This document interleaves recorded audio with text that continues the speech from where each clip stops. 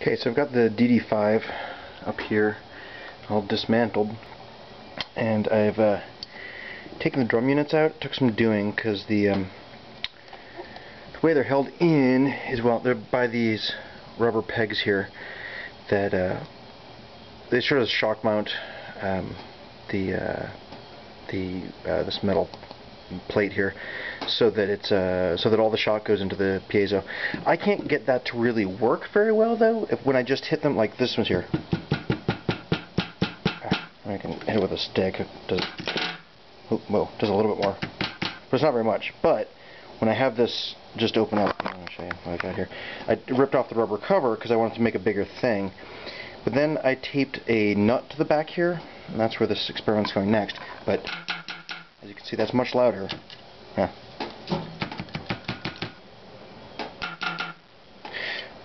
So we'll see what happens next.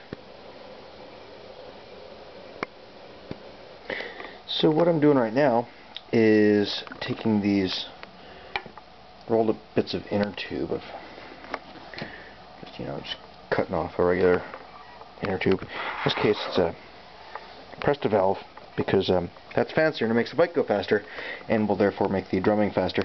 I'm putting down these things here as shock mounts on this board here. Eventually there'll be 4 of them. The drum unit itself will go here, and a screw in each corner. That's hard to do looking through a camera. So that it'll hold this the nut back here against the back without squishing the solder joints rather. I just noticed something when I was just setting up this video, that this wasn't happening before the nut was stuck back there, and so this is pretty positive for the responsiveness of the drum, because now I can just go.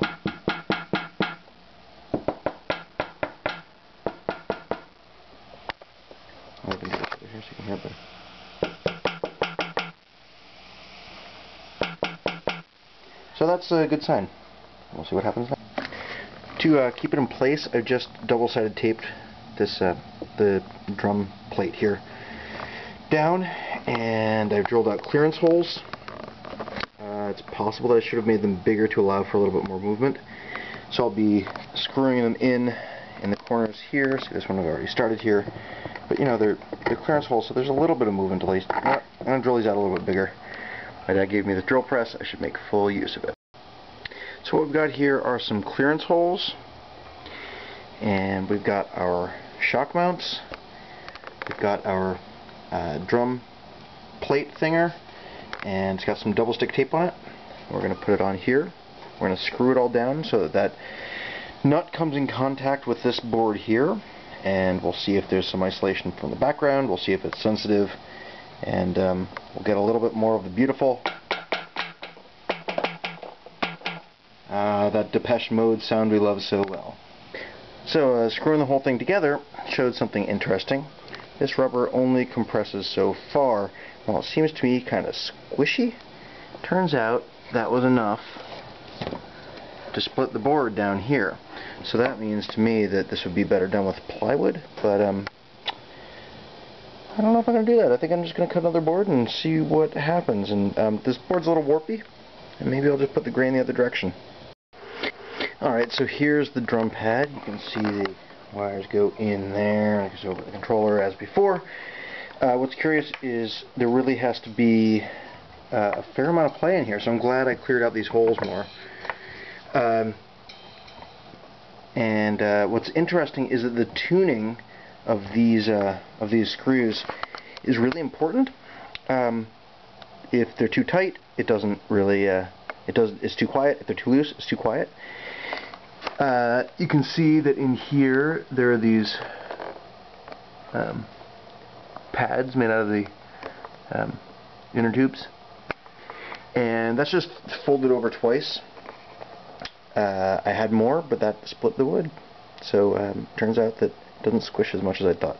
It's not a particularly squishy rubber. I probably should have thought that out. Could have used a piece of a mouse pad or something. That would have been great. In fact, that's probably a lot better, and I'll probably do that as I refine this. I've got a drumstick here, I've got, you know, this end with an inner tube wrapped around it. As you might have guessed, I've got a lot of inner tubes around. Maybe I'll do a video on building bikes someday too. So, what's nice is, see here we've got the speaker, over here we've got the drum. Do it very quietly.